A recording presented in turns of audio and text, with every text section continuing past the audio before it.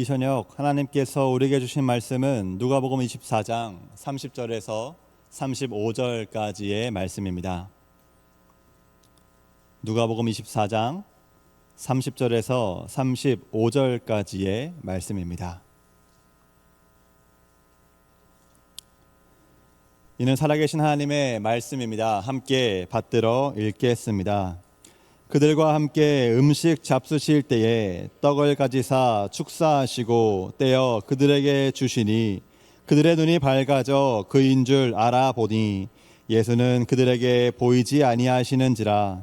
그들이 서로 말하되 길에서 우리에게 말씀하시고 우리에게 성경을 풀어주실 때에 우리 속에서 마음이 뜨겁지 아니하더냐 하고 곧 그때로 일어나 예루살렘에 돌아가 보니 11 제자 및 그들과 함께한 자들이 모여 있어 말하기를 주께서 과연 살아나시고 시몬에게 보이셨다 하는지라. 두 사람도 길에서 된 일과 예수께서 떡을 떼심으로 자기들에게 알려주신 것을 말하더라. 아멘. 오늘 우리가 함께 읽은 말씀은 예수님께서 부활하신 날 일어났던 사건 중 하나의 결말 부분을 기록한 말씀입니다. 부활하신 예수님께서 두 명의 제자를 만나셨고요. 제자들은 그 기쁜 소식을 전했다는 너무나 기쁘고 가슴 벅찬 이야기이죠. 그런데 이 이야기의 배경과 시작 부분은요, 이런 기쁘고 가슴 벅찬 결말을 전혀 기대할 수 없는 절망적인 상황이었음을 우리에게 알려주고 있습니다. 그렇다면 무엇 때문에 제자들은 절망에 빠져 있었을까요? 어떻게 제자들은 이 절망에서 기쁨으로 나아갈 수 있었을까요? 그리고 절망에서 기쁨으로 나아간 제자들은 과연 어떤 반응을 보였을까요? 오늘 이 세 가지 이 질문을 붙잡고 이 질문의 말씀으로 답을 해가면서 함께 묵상해 보기를 원합니다. 가장 먼저 첫 번째 질문인 제자들의 슬픔과 절망에 있던 이유를 살펴봅시다. 오늘 말씀의 주요 인물로 등장하는 제자들은요, 예루살렘에서 주변에 있는 엠마오라는 작은 도시로 가던 중이었습니다. 둘이 길을 가던 중에요, 예수님께서 그들 가까이 오셨고요, 합류하시고요, 동행하십니다. 하지만 이 두 명의 제자들은 누가복음 24장 16절에 따르면요, 눈이 가리워져서 예수님을 알아보지 못했다고 합니다. 물론 이 말씀의 의미가요, 이들의 시력이 물리적으로 급격히 나빠져서 앞에 있는 예수님 못 봤다는 의미는 아닐 것입니다. 헬라 원어를 조금 더 직역한 새한글 성경은요, 이 같은 부분을, 눈이 가려졌다는 이 부분을 그들의 두 눈이 뭔가에 씌여 예수님 알아보지 못했다고 기록하고 있습니다. 즉 제자들은요, 예수님이 죽으셨고 더 이상 함께하지 못하신다는 그 차가운 현실과 그 현실이 주는 커다란 슬픔에 압도되어서 예수님을 알아보지 못한 것입니다. 현실적으로, 상식적으로 살아있는 자신들의 앞에, 옆에 죽으신 예수님께서 있을 수 없으니, 죽음이 예수님과 제자들 사이를 갈라버렸으니 더 이상 예수님과 동행하는 것은 불가능하기에 예수님이 찾아오셔도 가까이 오셔도 알아보지 못했습니다. 그런 그들에게 예수님께서는요, 제자들에게 무슨 이야기를 주고받고 있냐고, 무슨 일 때문에 슬픔과 절망 가운데 있냐고 물어보시고요, 제자들은 이렇게 답합니다. 19절에서 21절까지의 말씀 우리 함께 읽도록 하겠습니다. 나사렛 예수의 일이니 그는 하나님과 모든 백성 앞에서 말과 일에 능하신 선지자이거늘 우리 대제사장들과 관리들이 사형 판결에 넘겨주어 십자가에 못 박았느니라. 우리는 이 사람이 이스라엘을 속량할 자라고 바랐노라. 아멘. 제자들은요, 예수님께서 뭔가 큰 일을, 큰 변화를 일으키실 것 같다는 기대를 품고 따랐던 사람들이었습니다.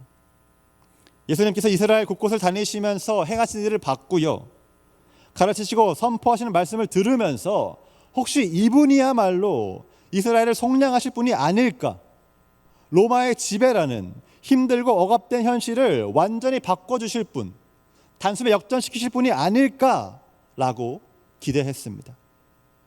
그래서 오랜 시간 예수님 따랐고요. 예수님 예루살렘에 입성하실 때에 이 사람들 역시 호산나, 호산나, 우리를 구원하소서라고 외치면서 예수님을 환영했습니다. 하지만 그 기대는 이루어지지 않았죠. 예수님을 반대했던 대제사장들과 관리들이 예수님을 재판에 넘겼고요. 예수님은 무기력하게 재판당하셨고요. 신성 모독자요, 반란을 모의한 죄인이라는 판결을 받고 십자가에 못 박혀 목숨을 잃으셨습니다. 그 모든 모습을 지켜본 제자들은 한 가지 결론에 이르게 됩니다. 이 현실의 벽 너무 단단하고 너무 높구나. 자신들이 모든 소망과 기대를 걸었던 그 예수님마저 결국 현실을 변화시키지 못하고 실패하셨는데 무엇이 현실을 바꿀 수 있겠습니까? 기대와 소망이 높았던 만큼 좌절과 실망도 너무나 크게 다가왔습니다. 변하지 않는 현실 앞에 제자들은 낙심하고 절망하였습니다. 이제 제자들에게 남은 선택지는요, 그 슬픔을 안고 좌절을 안고 현실로 돌아가는 것, 현실에 순응하는 것뿐이었습니다. 이 제자들이 느꼈던 좌절과 절망을요, 오늘 살고 있는 우리 역시 겪고는 합니다.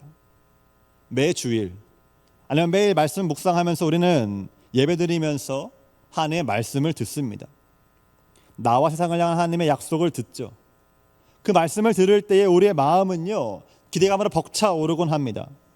우리를 둘러싼 그 불의함과 고통, 그 모든 것들을 하나님께서 사라지게 하실 날, 그 약속이 우리 삶 속에서 정말로 이루어질 때를 꿈꾸며 소망하고요, 하루빨리 정말로 이루어지길 기대하곤 합니다. 하지만 예배를 마치고 일상의 현실로 돌아왔을 때에 그 기대는 너무나 빠르게 사그라들곤 합니다. 가정과 일터에서 마주하는 현실의 벽은 언제나 여전히 너무나 높고 단단합니다. 가족 사이의 갈등으로 인한 아픔은 도무지 풀릴 기미가 보이지 않습니다. 일터에서의 고질적인 문제는 해결된 기미가 보이기는커녕 점점 더 심해지기만 하는 것 같습니다. 나를 무겁게 짓눌러 숨막히게 합니다. 이렇게 커다란 어려움이 뿌리 깊게 단단히 자리 잡은 이 곳이, 어디서부터 어떻게 잘못된 것인지 가늠조차 할 수 없는, 어떻게 해결할지 알 수조차 없는 이 곳이 감히 변할 수 있을 거라고 기대했었다니. 이번엔 다를지도 모른다고, 혹시나 하나님께서 이거 변화시킬지 모른다고 말씀하신 대로 역사하시거나 기대감 품었던 자신이 너무나 어리석고 순진하게 느껴집니다. 그래서 우리도 결론 내리곤 하죠. 그래, 원래 믿음과 현실은 별개야.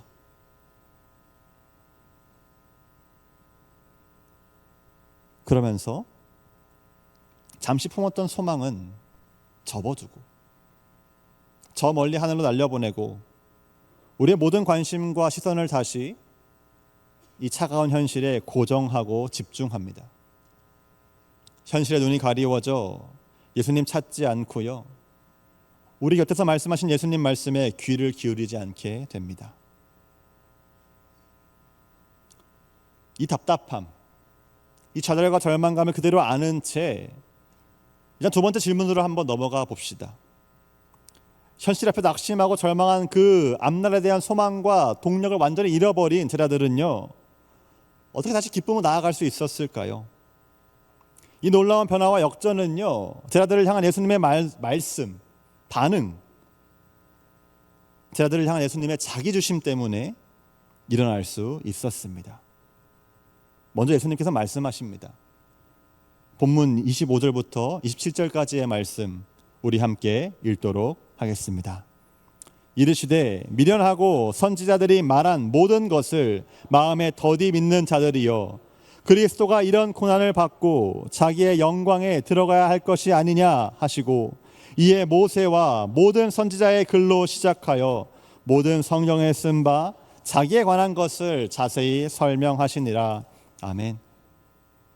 예수님께서는 제자들에게 모세와 선지자들이 남긴 글을 풀어주십니다. 하나님께서 그 옛날 이스라엘에게 주신 그 모든 계획과 소망들을 설명해 주십니다. 이스라엘을 시작으로 온 땅의 민족이 하나님과 동행하는, 함께하는, 복을 누리게 하겠다는 그 사랑의 계획을 예수님이 다시 한번 말씀해 주십니다.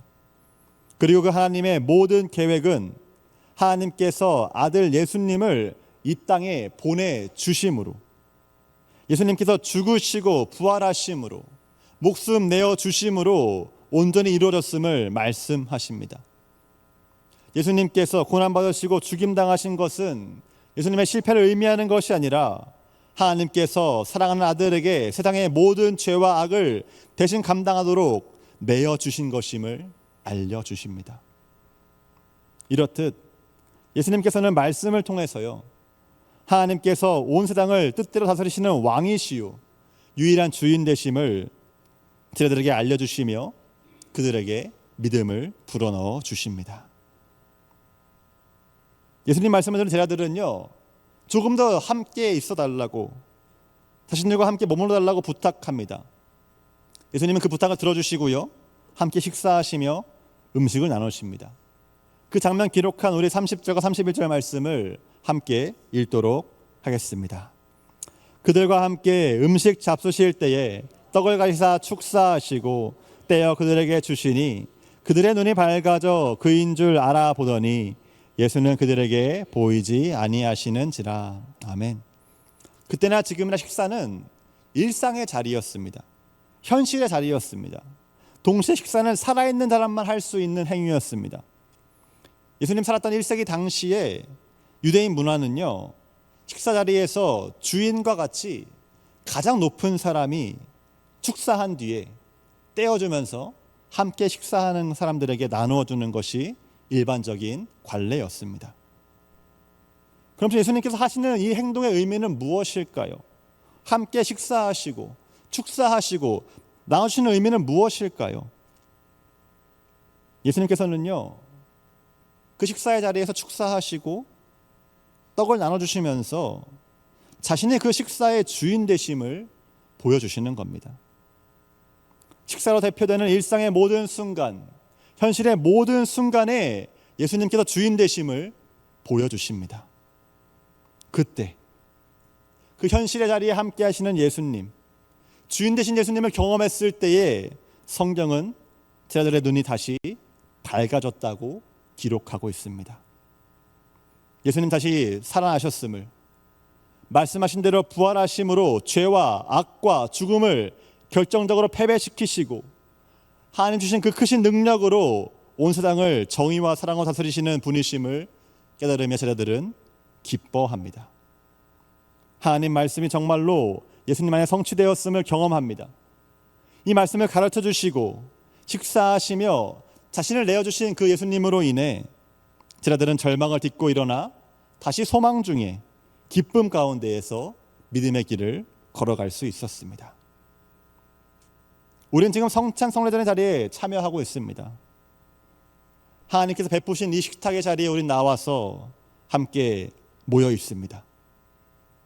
이 예식을 거행할 때에 우리는 언제나 곧바로 성찬을 나누지 않고요, 먼저 하나님의 말씀을 나눕니다. 말씀 가운데 드러난 우리와 세상을 향한 하나님의 사랑과 계획을 우린 먼저 나눕니다. 그리고 하나님께서 그 계획 신실히 이루어 가실 것을 믿음으로 선포하며 하나님의 왕되심을 분명히 하고 찬양합니다. 그 다음 우리는 빵과 포도주를 나눕니다. 우리에겐 조금 낯설지만 예전에는 분명히 일상적으로 먹고 마셨던 그 빵과 포도주를 먹고 마십니다. 성령께서 이 자리에 함께 하심을 믿으며 빵과 포도주가 예수님께서 우리를 위해 기꺼이 내어주신 살과 피임을 믿음으로 받으며 하나뿐인 아들을 기꺼이 내어주셔서 우리를 회복하신 하나님의 사랑과 은혜에 감사하며 우리는 떡과 잔을 먹고 마십니다. 바로 이 하나님의 자기 주심으로 인해서, 내어주심으로 인해서 우리 하나님께서 이 시간, 이 장소뿐만이 아니라 이 교회뿐만이 아니라 우리의 모든 시간과 모든 공간과 모든 일상과 모든 현실의 주인 되심을 믿고 선포할 수 있게 됩니다. 일상의 뿌리박은 죄와 악이 아무리 크더라도, 아무리 깊더라도 하나님의 사랑의 능력에 비할 수 없습니다. 일상을 창조하신 하나님께서 지금도 여전히 일상의 주인 되시며 구원하시고 회복해 나가실 것을 믿으며 다시 일어나 담대히 걸어갈 수 있게 됩니다. 하나님께서 준비하신 이 거룩한 시간, 하나님의 자기 주심을 경험하며 잠시 흐려지고 무너졌던 믿음을 다시 회복할 수 있기를 주님의 이름으로 축복합니다. 이제 찾아오시고요, 말씀하시고요, 함께 하시며 식사라는 현실과 일상을 공유하시며 자신 내어주신 예수님으로 인해 제자들은 다시 일어날 수 있었습니다. 이 사실만으로 충분히 기쁘고 감사한 일이죠. 근데 말씀은 여기서 멈추지 않고요, 계속 나아갑니다. 마지막 질문을 던지면서 말이죠. 절망에서 하나님의 은혜로, 메어주심으로, 기쁨으로 나아간 이 제자들이 어떤 반응을 보였냐는 질문 말입니다. 사실 생각해보면요, 제자들은 예수님께서 부활하셨음에, 자신들에게 보여주셨음에 감사하며 만족하며 엠마오에 머물 수 있었습니다. 부활하신 예수님을 만난 기쁨을 자신들만 누리면서 이 특별한 기회 주신 하나님께 찬양드리며 만족할 수 있었습니다. 그런데 성경은 예수님 의지에 다시 일어난 제자들, 예수님 만남으로 다시 뜨거운 마음을 품게 된 이들이 어딜 향했는지를 기록하고 있습니다. 33절과 34절의 말씀 우리 함께 읽도록 하겠습니다. 곧 그때로 일어나 예루살렘에 돌아가 보니 11 제자 및 그들과 함께한 자들이 모여 있어 말하기를 주께서 과연 살아나시고 시몬에게 보이셨다 하는지라. 두 사람도 길에서 된 일과 예수께서 떡을 떼심으로 자기들에게 알려주신 것을 말하더라. 아멘. 두 제자는요, 그 자리에 머물러 있지 않습니다. 곧 그때로 일어나 다시 발걸음을 돌려 예루살렘으로 향합니다. 자신들이 도망치 떠났던 곳, 소망을 잃고 좌절했던 곳, 믿음을 잃고 넘어졌던 곳, 좌절을 하고 낙심했던 그 차가운 현실의 벽이 있는 곳으로 제자들은 다시 돌아갑니다. 왜냐하면 그곳에는 예수님의 다른 제자들이 남아 있었기 때문입니다. 예루살렘에 머물러 있던 제자들은요, 혼란스러워하고 있었습니다.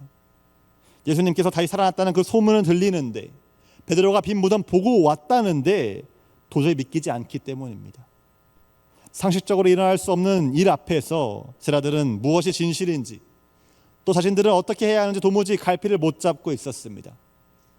그런 제자들에게 두 제자가 찾아가죠. 그리고 예수님께서 자신들을 찾아오셨음을, 말씀하시고 함께 머물며 식사하셨음을 나눕니다. 이를 통해 예수님께서 분명히 보여주신 그 사실, 예수님 진정으로 사망 권세 이기시고 부활하였음을 그들은 선포합니다. 예수님의 이름으로 남아있던 제자들에게 믿음을 불어넣어주고요, 일으켜 세워줍니다. 예수님께서 먼저 자신들에게 행했던 일, 또 다른 제자들에게도 분명 하시기 원했던 그 일을 제자들은 행합니다. 이처럼 제자들은요, 예수님의 마음과 뜻을 경험했기에, 그 마음과 뜻을 분명히 알았기에 예수님의 관심과 사랑이 있는 일상으로 그 예루살렘으로 돌아가기를 선택할 수 있었습니다. 무너지는 일상에서, 그 현실 속에서 믿음과 소망을 잃고 넘어져 신음하는 제자들, 하나님 사랑하는 이웃들에게 다가가서 하나님의 주인 되심을 선포하는 것, 이웃을 사랑하고 섬기는 그 선택을 기꺼이 내릴 수 있었습니다.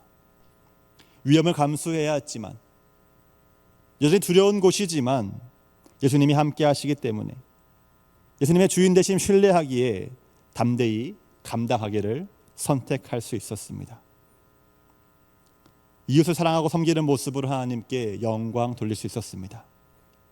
이렇게 제자들은요, 하나님의 자기 주심에 나아드림으로, 사랑하고 섬김으로, 자신을 드림으로 반응했습니다. 한 신학자는 오늘 말씀에 나타난 하나님의 자기 주심에 나아드림으로 반응하는 원리를요, 이렇게 표현하였습니다. 천천히 함께 읽도록 하겠습니다.